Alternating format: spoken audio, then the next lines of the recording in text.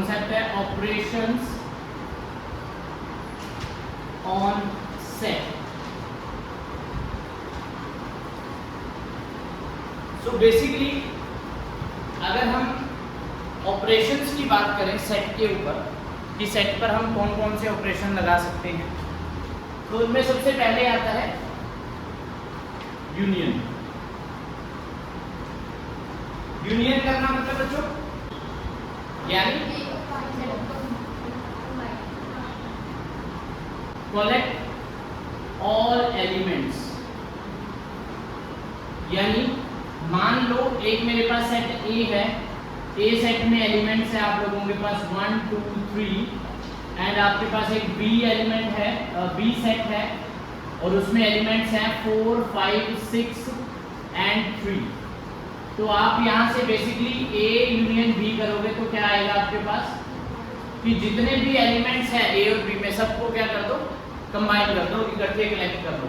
तो आ गया 1 2 3 4 5 6। अच्छा, इसमें जो कॉमन होता है जैसे ए में 3 है, इसमें भी 3 है, वो एक ही बार लिखा जाएगा।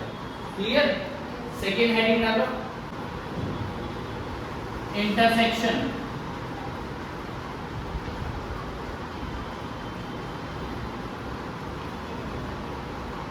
कॉमन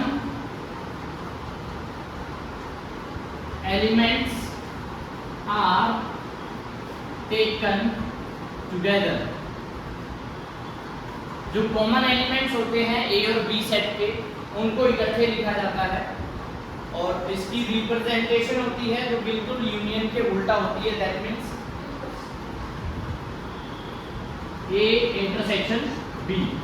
वो क्या होगा कि ए और बी जो सेट है उनमें जो एलिमेंट्स हैं वहां पर जो जो कॉमन है वो आएगा, और इसमें कॉमन क्या है सिर्फ 3।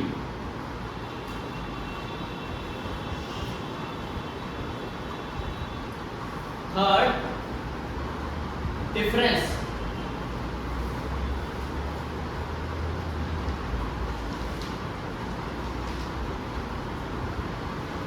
बेसिकली डिफरेंस में क्या होगा कि जो अनकॉमन है वो आपको निकालने हैं। आपको जो भी ए और बी के अनकॉमन एलिमेंट्स हैं उनको निकालना है, और रिप्रेजेंटेशन इसकी दो तरीके से होगी, लिख लेना। Taken uncommon elements of first set, जो पहला सेट होगा उसकी। यानी अगर मैं ए और बी की बात करूं तो इसकी रिप्रेजेंटेशन दो तरीके से की जा सकती है। एक लिख सकते हैं a माइनस बी और एक लिखा जा सकता है b माइनस ए। इसमें जो फर्स्ट सेट है, अगर पहले की बात करें a माइनस बी की, इसमें जो फर्स्ट सेट है a, उसमें जो जो अनकॉमन एलिमेंट है वो लिखोगे। कौन कौन सा बच्चों? 1 2। अब ये 3 है, ये जो कॉमन हो गया ना बच्चों, तो जो ऐसे एलिमेंट्स देखने हमें जो सिर्फ ए में है बी में नहीं है। कौन से एलिमेंट जो सिर्फ ए में है बी में नहीं है? तो बी में कौन सा नहीं है? 1 और 2 बी में नहीं है। ओके, यहाँ पर आ जाओ बी माइनस ए। आप कौन से एलिमेंट देखोगे जो सिर्फ बी में है ए में नहीं? कौन कौन से? 4 5 6। Done.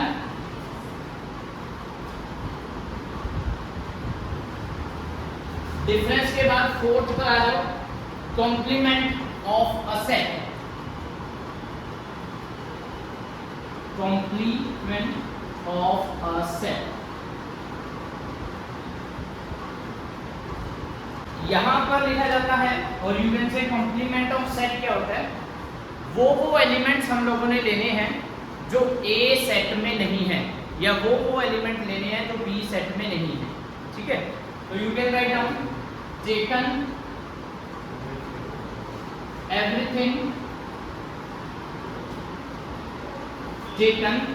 everything except the elements of set।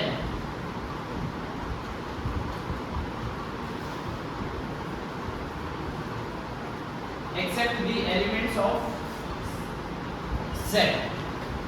अब मान लो मैंने यहाँ पर एक यूनिवर्सल सेट भी बना रखा है और यूनिवर्सल सेट ले रखा है और उसमें है 1, 2, 3, 4, 5, 6, 7, 8, 9, 10 ये मैंने एलिमेंट्स ले रखे हैं यूनिवर्सल सेट के। अब मुझे यहाँ से ए कॉम्प्लीमेंट निकालना है, ए कॉम्प्लीमेंट। तो बेसिकली ए कॉम्प्लीमेंट क्या होगा बच्चों कि यूनिवर्सल सेट में से आप क्या माइनस करोगे, ए सेट के एलिमेंट्स बेसिकली, यानी आप लिखोगे यहाँ पर यूनिवर्सल सेट में जो जो एलिमेंट्स हैं वो लिखने हैं, बट वो एलिमेंट लिखने हैं सिर्फ जो ए में नहीं है। ए में कौन कौन से नहीं है, 4, 5, 6, 7, 8, 9, 10। तो क्या आ जाएगा 4, 5, 6, 7, 8, 9, 10 ये वाले एलिमेंट्स आ जाएंगे ए कॉम्प्लीमेंट में। अगर इसकी रिप्रेजेंटेशन की बात करें, रिप्रेजेंटेशन ऑफ कॉम्प्लीमेंट की बात करें बच्चों, तो इसको आप बेसिकली 3 तरीकों से रिप्रेजेंटेट कर सकते हो। First is A complement, second A bar और दूसरा ए डैश। ये 3 तरीकों से आप इसे लिख सकते हो। डन बच्चों। फिफ्थ लिखो बच्चों, symmetric difference. Symmetric difference, symmetric difference, इसको अगर हम रिप्रेजेंट करते हैं तो आप लोगों ने 11th में पढ़ा होगा, डेल्टा से भी करते हैं हम लोग, डेल्टा से। Okay, so symmetric difference is basically कि 2 सेट जो भी होंगे उनके जितने भी अनकॉमन होंगे उनको इकट्ठा लिखना है हमें। सो सिमेट्रिक डिफरेंस में आएगा taken uncommon together, taken uncommon together.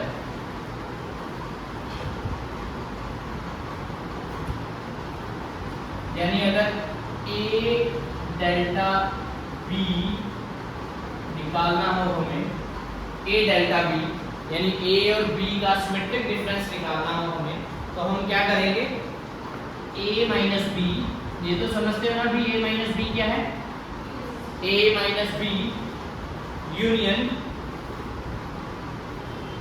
b minus a, a minus B union b minus a, this is your symmetric difference.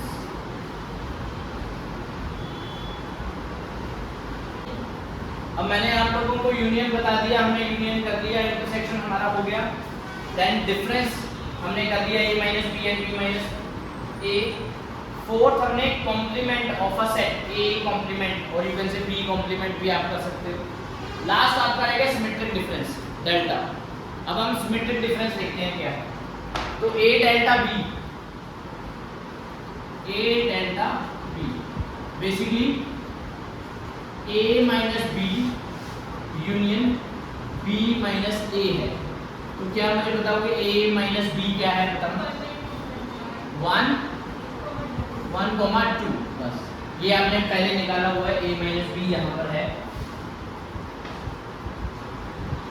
और b माइनस a क्या है बच्चों, 4, 5, 6। अब इनका क्या करना है हमने, यूनियन। तो a डेल्टा b क्या हो जाएगा बच्चों, 1, 2, 4, 5, 6। डन। a डेल्टा b भी समझ आ गया, नोट डाउन करो। ओके, नेक्स्ट लिखो, laws of algebra on sets.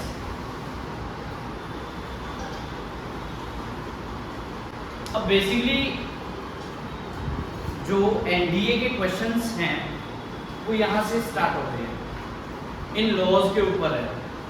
जितना अच्छे से ये लॉज आप लोग माइंड में रखोगे, अप्लाई करोगे, उतना बेटर आप सेट के क्वेश्चन वहाँ पर कर पाओगे। सेकंड वेन डायग्राम है। वेन डायग्राम में मैक्सिमम आप लोगों ने जैसे 11th में किया था, union, intersection, a minus B, b minus a, यही चीज़ें हैं। बट आपको जस्ट उसका डायग्राम अच्छे से बनाना आना चाहिए और जो स्टेटमेंट गिवन है उसको अच्छे से पढ़ना आना चाहिए। वहाँ पर ये कंडीशन चलती है, बट लॉज में ये कंडीशन नहीं चलती। लॉज में आप लोगों को लॉ को समझना और अप्लाई करना दोनों आना चाहिए, ठीक है। So laws of algebra on set में सबसे पहले हम बात करेंगे कम्यूटेटिव लॉज के बारे में।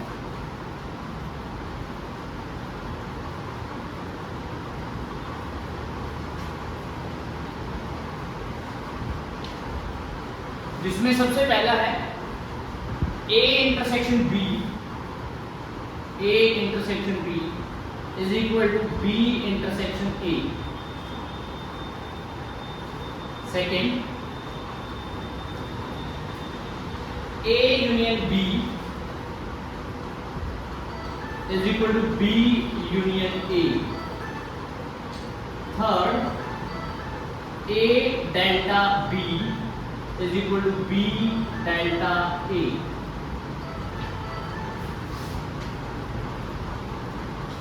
A delta B is equal to B delta A। तीनों के मतलब बताओ क्या हो, तीनों के मीनिंग क्या होगा बच्चों? और यू कैन से कम्यूटेटिव का मीनिंग बताता हूँ।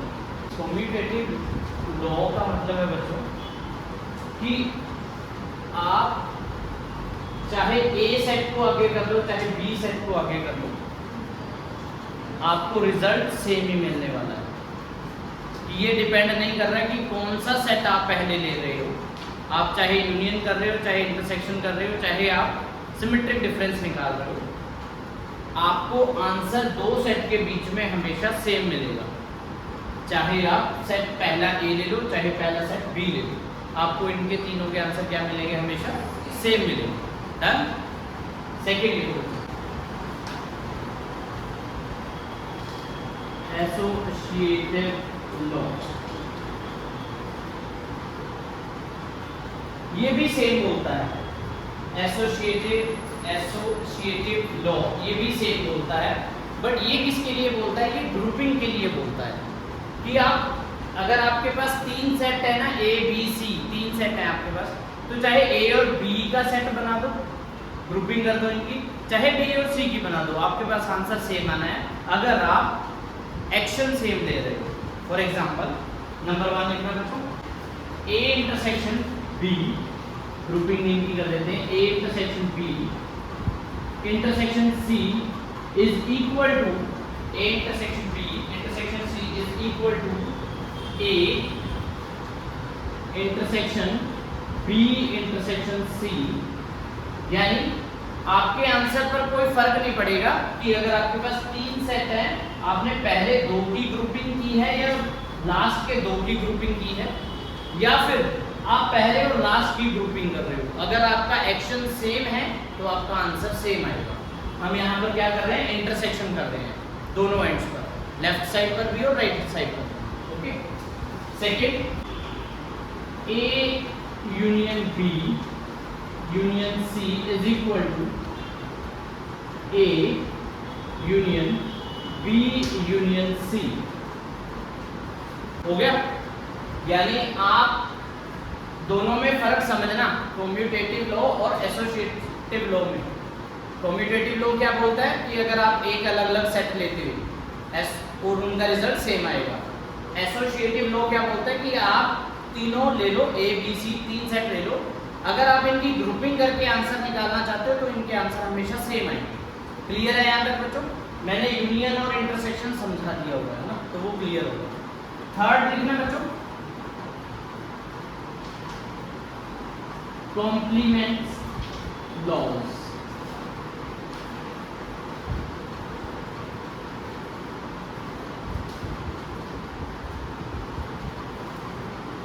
कॉम्प्लीमेंट लॉज जिसमें सबसे पहले अगर हम A का कॉम्प्लीमेंट करते हैं, हमारे पास कुछ वैल्यू आती है, A कॉम्प्लीमेंट करते हैं। A कॉम्प्लीमेंट करना कि वो वाले एलिमेंट्स जो A में नहीं है ना, और फिर उसका दोबारा कॉम्प्लीमेंट कर देते हैं, तो हमारे पास क्या आंसर आएगा बच्चा? हमेशा A, जो सेट A है वही हमारे पास आंसर में है। ओके। सेकेंड, कि अगर हम ए सेट और ए कॉम्प्लीमेंट का इंटरसेक्शन कर दें, मतलब जो ए सेट है और ए सेट का कॉम्प्लीमेंट है, अगर उन दोनों में कुछ कॉमन ढूंढना चाहें तो क्या मिलेगा हमें? 5 मिलेगा, यानी एम्प्टी सेट मिलेगा। इनमें कुछ भी कॉमन नहीं हो सकता। क्लियर है बच्चों? नेक्स्ट थर्ड, ए सेट है और ए का कॉम्प्लीमेंट है, उनका हम अब इंटरसेक्शन कर चुके हैं, अब क्या करेंगे? यूनियन, यानी उन दोनों को हम क्या कर देंगे? कंबाइन, सभी उनके एलिमेंट्स को इकट्ठा कर देंगे, तो वो किसके इक्वल आएगा? यूनिवर्सल सेट के इक्वल आएगा।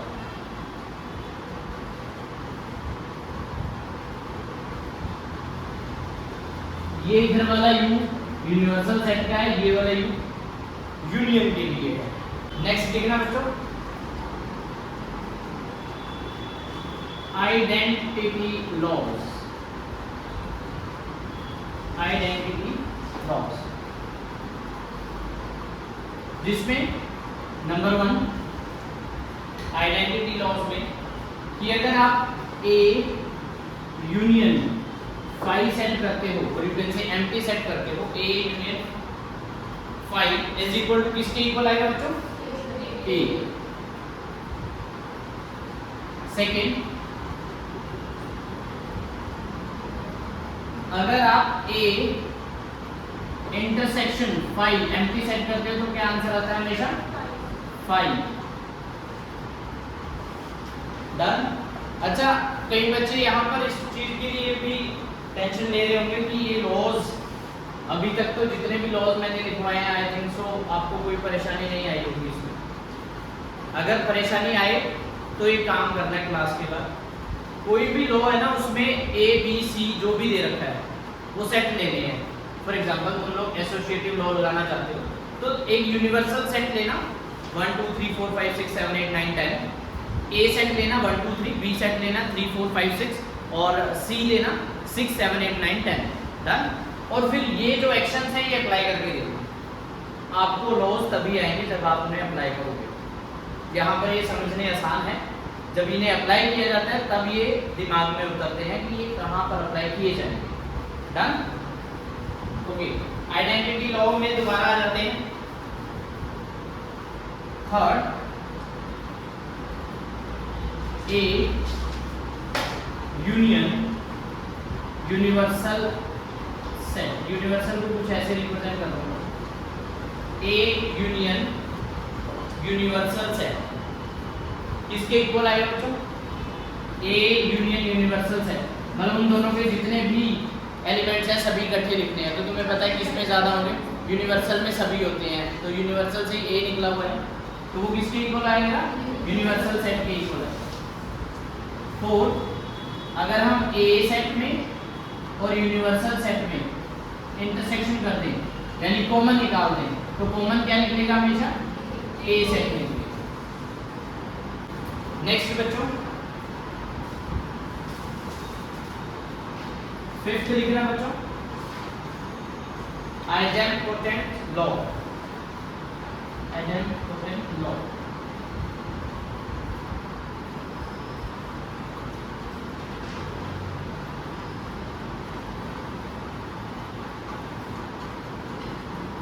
बेसिकली इसमें ए का ही खुद से यूनियन करना है हमें और ए का खुद से ही उसी के साथ इंटरसेक्शन करना है।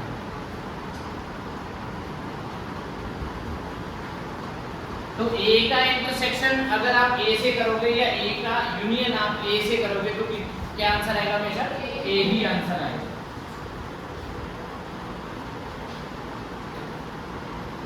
नेक्स्ट देखो distributive laws. Distributive laws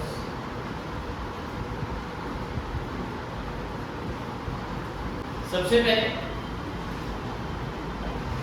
A intersection B union C, A intersection B union C is equal to A intersection B union A intersection C, ये किसके इक्वल आएगा? A intersection B union C किसके इक्वल आएगा? ए और बी के इंटरसेक्शन, ए और सी के इंटरसेक्शन और उनके यूनियन के equal. Done. Second, A union B intersection C is equal to A union B intersection A union C। Third बच्चों, A intersection B minus C, A intersection B minus C is equal to A intersection B, A intersection B minus A intersection C।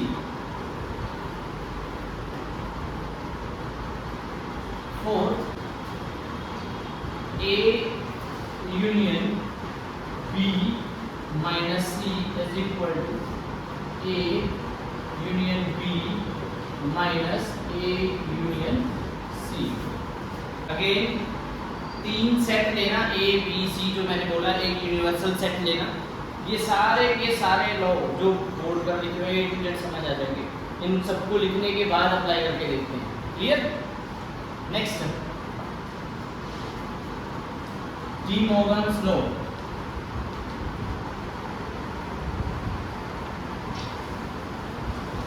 और ये बेटा double star बना है, as most important है।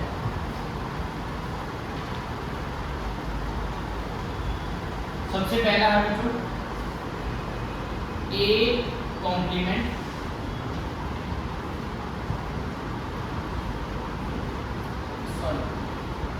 A intersection B, सबसे पहले A intersection B का complement is equal to A complement union B complement. A intersection B का कॉम्प्लीमेंट किसके इक्वल होगा? A कॉम्प्लीमेंट और B कॉम्प्लीमेंट के यूनियन के बराबर होगा। Clear? Second, A union B complement is equal to A union B complement is equal to A complement intersection B complement। Third, A minus B union C, A minus B union C is equal to A minus B, A minus B, A minus C, दोनों के बीच में intersection, जो union है वो उसके opposite intersection जा रहा है बच्चों। Fourth, A minus B intersection C is equal to A minus B, A minus C। यहाँ पर क्या है इन दोनों के बीच में? B इंटरसेक्शन C है, तो क्या आएगा बीच में?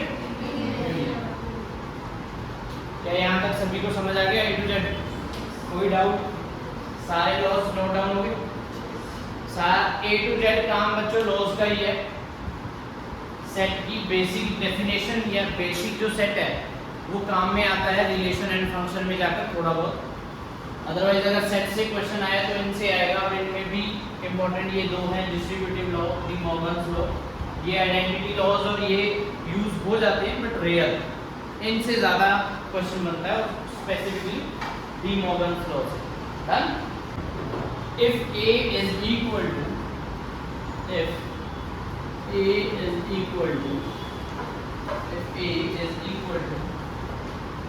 x square such that x square minus 2x minus 3 is equal to 0 and b is equal to and b is equal to y such that y square minus 4y minus 5 is equal to 0, then a union b, a union bracket b intersection a is equal to question mark। बताओ बच्चों जल्दी से। तो basically क्या करना है ऋषि, यहाँ पर अंदर है क्वाड्रेटिक इक्वेशन बच्चे x square minus 2x minus 3 equal to 0। यहाँ से क्या है क्वाड्रेटिक इक्वेशन को आप middle term split completing the square method और क्वाड्रेटिक फॉर्मूला से कर सकते हो सॉल्व। यहाँ से आपको x की वैल्यू निकालनी है, क्या आ रही है बच्चों, x आ रहा है -1,3।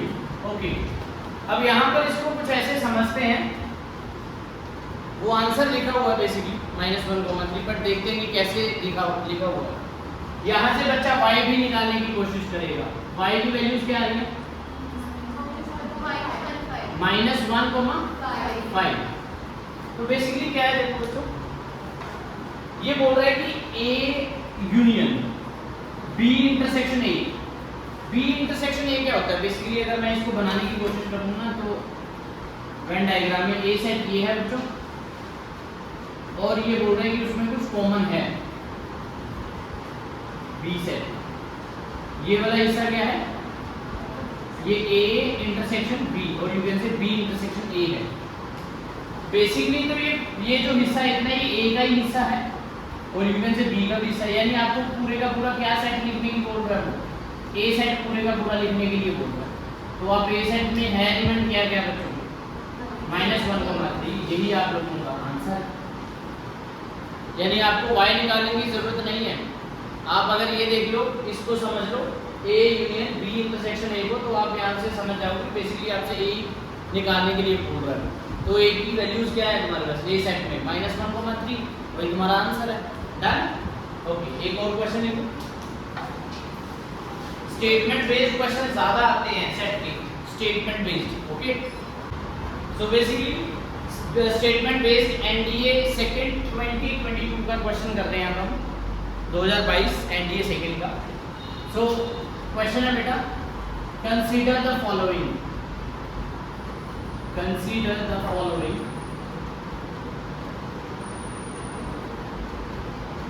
Number 1, a intersection b is equal to a intersection c, therefore b is equal to c। second, a union b is equal to a union c, therefore b is equal to c। which of the above statement is are correct? Which of the following statements is slash are correct? इनमें दोनों में से बताना है कौन सी सही है कौन सी पता नहीं। देखो सबसे पहले तो काम ये है कि आपकी पकड़ सेट के ऊपर होनी चाहिए। अगर इस क्वेश्चन को करना है, 2.5 नंबर का ही क्वेश्चन है बच्चों, तो पकड़ होने का मतलब कि तुम्हें पता हो कि जो तुम आंसर देने जा रहे हो, बेसिकली पहली बात जो तुमने सोचा फर्स्ट पॉइंट पर, वो ऑप्शन होगा ही होगा 100%। आपको वो ऑप्शन मिलता ही है वहाँ पर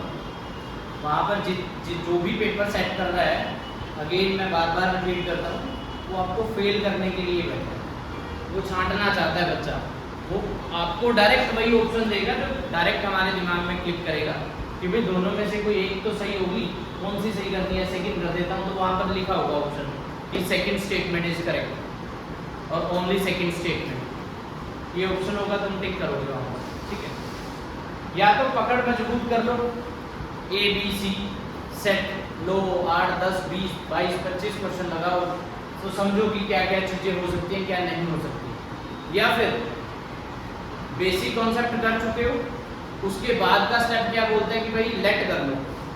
अब मैंने लेट ए कर रहा हूँ, ए सेट कर रहा हूँ मैं 11, 12, 13, 14, 15, 16 मान लो ये।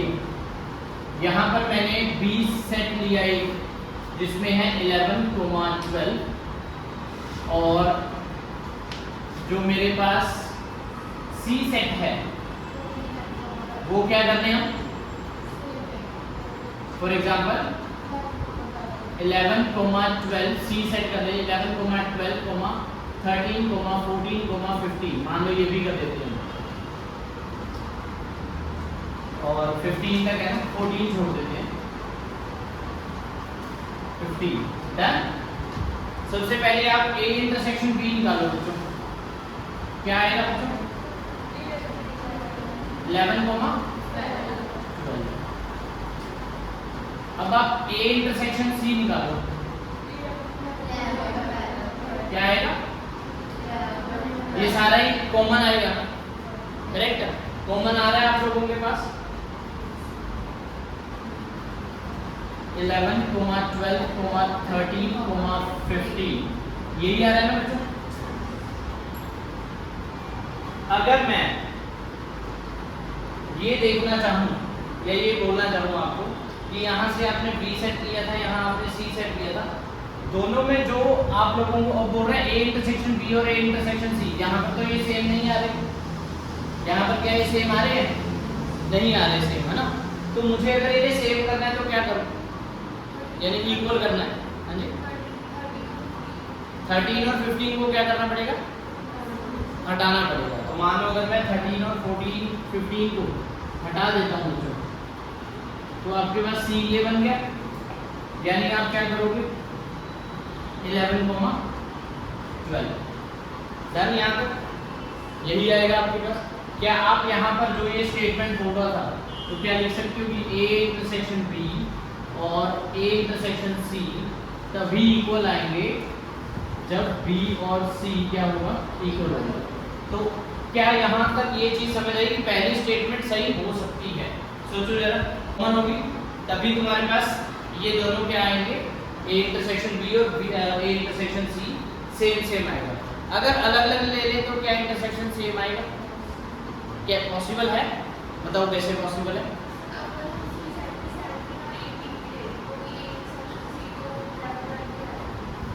अगर हम क्या करते हैं, सॉरी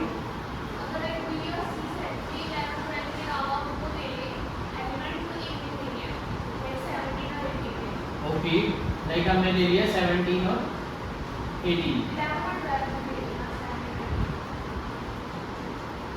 गुड, मतलब हम यूनिवर्सल सेट में से कुछ पिक कर लें, यानी यूनिवर्सल सेट मेरे पास है जो 11 से स्टार्ट हो रहा है और कहाँ तक जा रहा है, फॉर एग्जांपल 20 तक, डन।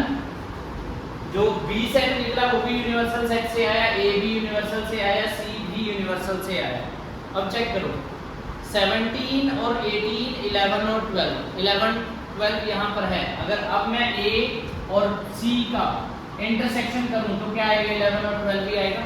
बट क्या बी और सी मेरे इक्वल है, नहीं है, यानी ए और A intersection B is equal to A intersection C हो सकता है, और तब भी हो सकता है when B is not equal to C, तब भी हो सकता है। जरूरी नहीं है कि दोनों इक्वल होने चाहिए तभी हम इसको इक्वल कर पाएंगे। क्या बात समझ में आई, यानी जो पहली स्टेटमेंट है वो क्या है, गलत है। आगे बात समझ में, दोनों एग्जांपल से। अब आप लोग आ जाओ सेकंड के ऊपर। सेकंड क्या बोल रहा है बच्चों, ए यूनियन बी। अब यहीं से ए यूनियन बी निकाल देते हैं। ए यूनियन बी क्या आएगा बच्चों, यानी ए और बी में जितने एलिमेंट्स हैं सारे लिखते हैं। क्या क्या है, 11, 12, 13, 14, 15, 16 डन। और ए यूनियन सी निकालो, क्या आएगा बच्चों, ए और सी को क्या करना है आप लोगों ने, यूनियन करना है। तो क्या क्या आएगा, 11, 12, 13, 14, 15, 16, ये 17 और 18 भी आएगा, ये आ गया 17 और ए की। अब अगेन चेक करो ए यूनियन बी और ए यूनियन सी क्या है, ये दोनों बराबर आ रहे हैं। ए यूनियन बी और A union C, A union B is equal to A union C आ रहा है। अब इसमें भी पहला केस बना लेते हैं, when b is not equal to c। क्या ये इक्वल आ रहा है? अब ये b और c क्या है, इक्वल नहीं है। b और c अलग अलग है ना तुम्हारे पास, सेट b और सेट c। अब बताओ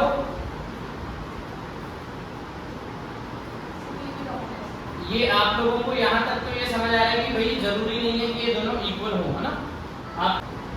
आपके पास ये इक्वल नहीं आ रहा, ए यूनियन बी और ए यूनियन सी, और वो कब नहीं आ रहा, जब बी और सी सेम नहीं है, इक्वल नहीं है। अगर मैं बी और सी को इक्वल कर दूं, या मान लो मैं कुछ ऐसे कर दूं, सी की वैल्यू चेंज कर देता हूं, सी को मैं कर देता हूं 13, 14, 15, मान लो ये 3 है। अब मुझे ए यूनियन सी करके बताओ बच्चों, ए यूनियन सी क्या हो बच्चों, 11, 12, 13, 14, 15, 16 और 15 तक ही है ना, 16। अब चेक करो क्या ए यूनियन बी और ए यूनियन सी अब सेम आए हैं आपके पास, चेक करो आ रहे हैं ना सेम। ए यूनियन बी की वैल्यू 11 से 16, ए यूनियन सी की भी 11 से 16, दोनों इक्वल हैं। और इस केस में भी b is not equal to c है। चेक करो b के एलिमेंट और c के एलिमेंट सेम नहीं है, यानी सेकंड स्टेटमेंट भी गलत है कि जरूरी नहीं है कि a यूनियन b और a यूनियन c इक्वल हो और b और b is equal to c होना चाहिए। तो बोथ स्टेटमेंट्स आर रॉन्ग। समझ आ गई बात, नोट कर लो इसे। ये एनडीए सेकंड 2022 का क्वेश्चन है बच्चों।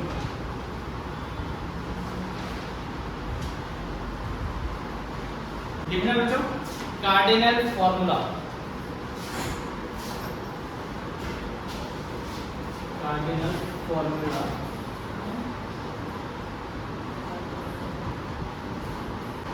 Cardinal formula. कार्डिनलिटी क्या होती है बच्चों, cardinality number of elements in a set. तो कार्डिनल फॉर्मूला में सबसे पहला फॉर्मूला लिखना बेटा,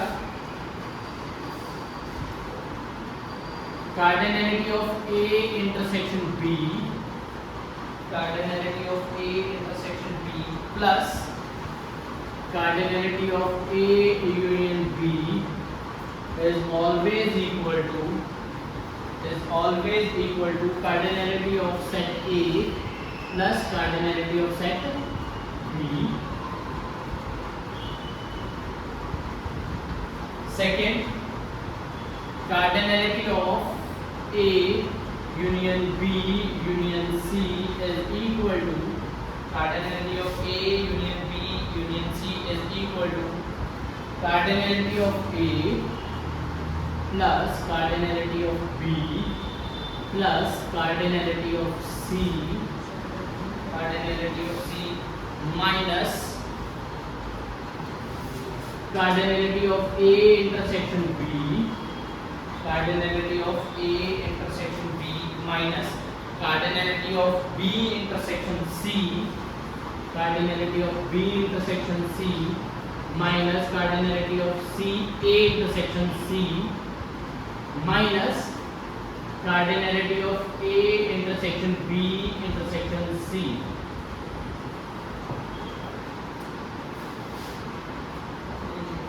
Cardinality of A intersection C, last में प्लस करना है बच्चों, इनकी लास्ट में प्लस है।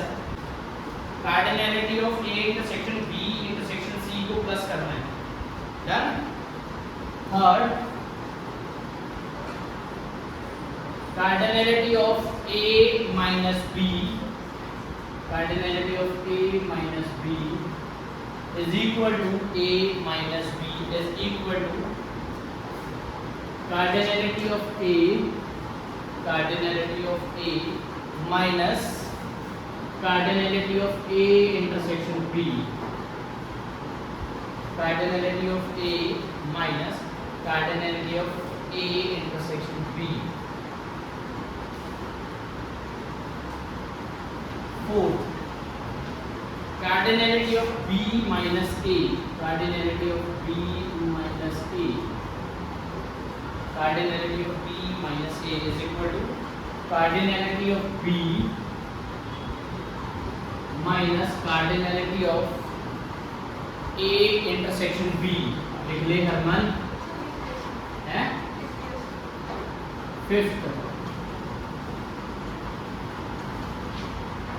cardinality of A delta B. Cardinality of A delta B is equal to cardinality of A plus cardinality of B. Cardinality of A plus cardinality of B minus 2 into cardinality of A intersection B. 2 minus 2 cardinality of A intersection